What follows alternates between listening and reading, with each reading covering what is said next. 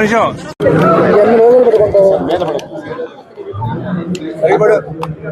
ఓకేనా?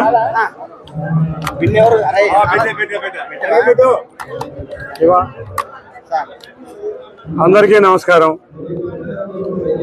కూటమి ప్రభుత్వం అధికారంలోకి వచ్చి అభివృద్ధి సంక్షేమ కార్యక్రమాలు ఘాటిలో పడటం, ప్రభుత్వోద్యోగులందరికీ కూడా మొదటి రోజు జీతం ఇవ్వటం, అంతేకాకుండా పెన్షన్లు పెంచడం, ఇటువంటి ఎన్నో సంక్షేమ కార్యక్రమాలు చేయటంలో వల్ల కొంతమంది నాయకులు అంటే ప్రతిపక్ష హోదా కూడా ఇవ్వలేదు ప్రాజెక్టులు.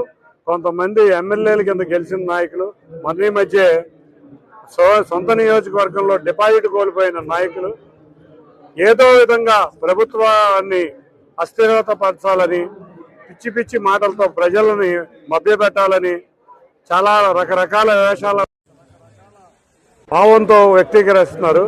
నిన్న చూసాం, గత వారం రోజుల నుంచి యూరియా కొరత ఉన్నట్టు, లేని కొరతని ఉన్నట్టు సృష్టించి పోలీస్ స్టేషన్లో కానీ ఇంకో చోట కానీ కంప్లైంట్ ఇవ్వడం చూస్తే చాలా బాధాకరం. రాష్ట్రం వాళ్ళ అభివృద్ధి చెందుతుంది, రాష్ట్రం అన్ని సమస్యల నుంచి బయటపడుతుంది, వీళ్ళు చుట్టిన సమస్యల సుడిగుండంలోంచి బయటకు రాబోతుంది. రోజు కలెక్టర్ గారు ఒక కంట్రోల్ రూమ్ ఏర్పాటు చేశారు. ప్రతిరోజు పొద్దున్నే చూస్తే నాకు ఫస్ట్ మెసేజ్ వచ్చేది 5:30 కలెక్టర్ గారి దగ్గర నుంచి, ఈ ఇంత యూరియా ఈ ప్లేస్లో ఉంది అని. నిరంతరం పొద్దున్న నుంచి సాయంత్రం వరకు కూడా యూరియా మీద ఎడ్యుకేట్ చేస్తా ప్రభుత్వాధికారులు నిజంగా చూస్తే వాళ్ళని చాలా బాధేస్తూ ఉంటుంది. ఎందుకంటే పొద్దున్న నుంచి రాత్రి దాకా ఇదే దాని మీద కష్టపడతా ఇటువంటి దుష్ప్రచారాలను పాల్గొనాలి. యూరియా ఎక్కడా స్టాక్ ఉంది, కలెక్టర్ ఆఫీస్ లో ఎప్పటికప్పుడు మానిటరింగ్ సెల్ ఉంది, మీకు ఏదన్నా ఆఫీస్ ఉంది, ఎమ్మెల్యే గారి ఆఫీస్ ఉంది, లేకపోతే ఇక్కడ అధికారులు ఉన్నారు, వాళ్ళందరూ మీ అనుమానాలు నివృత్తి చేస్తారు. నిన్న కూడా చూసాం, విజయవాడ నగరంలో కొంత ప్రాంతంలో కొంచెం నీరు కలుషితం అయి డయేరియా అయితే ఇంతమంది చనిపోయారు అంతమంది చనిపోయారు అని చెప్పి ఇటువంటి డ్రామాలు మొదలుపెట్టారు. ఏ రోజు ప్రజల్లో ఉండరు. నిజంగా చూస్తే నిన్న పొద్దున్న నుంచి కలెక్టర్ గారు దాదాపు ఒక 20 సార్లు సింగనగర్లో ఎమ్మెల్యే గారు కానీ, మంత్రి నారాయణ గారు కానీ, మున్సిపల్ అధికారులు కానీ అందరూ కూడా అక్కడే ఉండి అసలు ఏం జరుగుతుందో అని చూస్తే వాళ్ళ మార్నింగ్ కూడా మంత్రి ఆరోగ్య శాఖ మంత్రి నారాయణ గారు అందరం కూడా అక్కడికి వెళ్తే నిజంగా కొంతమంది ఇబ్బంది పడిన మాట వాస్తవం. ఎందుకంటే వాళ్ళ సీజనల్ డిసీజే కాకుండా ఒక 3 స్ట్రీట్లో కొంతమంది ఇబ్బంది పడ్డారు.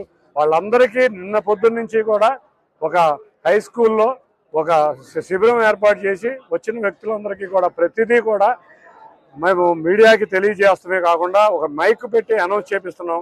అక్కడ సత్వర చర్యలు తీసుకున్నాం. మనం చూసాం కూటమి అధికారంలో రాగానే డయేరియా అప్పుడు ఇక్కడ కూడా జగ్గేపేటలో వచ్చింది. ఏ విధంగా మనం దాన్ని ఫేస్ చేసామో మీ అందరికీ తెలుసు. కాబట్టి అధికారులు నాయకులు ఎప్పుడూ ప్రజల చెంతనే ఉంటాం, ప్రజలతోనే ఉంటాం. ఎటువంటి అపోహలు పోవద్దు, ఎటువంటి బ్లూ మీడియా సృష్టించే వార్తలను నమ్మొద్దు. ఏదున్నా మేము మీతోనే ఉంటాం. చూస్తున్నారో లేదో, అధికారంలో ఉన్నప్పుడు లేరు, వాళ్ళు ప్రతిపక్షంలో ఉన్నప్పుడు లేరు, పేపర్లకి మీడియాలకే ప్రత్యక్షం అవుతారు. తప్పకుండా ప్రజలని మంచిగా నడిపించడమే ఈ మంచి ప్రభుత్వం యొక్క ధ్యేయం. కూటమి నాయకుల ఆధ్వర్యంలో మంచి పరిపాలన మేము అందిస్తామని తెలియజేస్తూ ఎటువంటి అపోహలను నమ్మొద్దని మరొకసారి తెలియజేసుకున్నాం. ధన్యవాదాలు.